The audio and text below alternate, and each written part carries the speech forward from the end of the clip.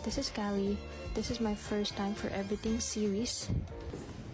Studio tour. O, diba? Napakaganda ng place. Alam mo nang babayaran mo mamaya 3 to 5K. But kidding aside, sobrang linis, sobrang ganda ng ambience, nakaka-relax, nakaka-social, ang yaman. And bago pa mag-start, binigyan na nila tayo ng complimentary snacks, waters, and may pa-champagne si Miss Lara. Shoutout sa'yo. Bakit mo siya na-shoutout? Thank you, Miss Lara. So, pinagandaan ko talaga tong araw na to. As you can see, ang haba. Oo. Bago kami nag-start, may quick background checking. Hindi. Check up. Ganun. Yung condition ng nails ko. Ayan, dito na tayo sa result. Ang bilis naman nalinis. Wala na, hindi ko na nakwento. Pero, yun na, si Miss Kai, siya yung aking nail tech. Apakabilis lang, mga 4 hours. Ito na yung result. Ano man nangyari? Wala na. Pero ayan, diba? Ang linis, ang kinis. Parang ayaw na humawak ng barya ng kamay na to. Oo, grabe.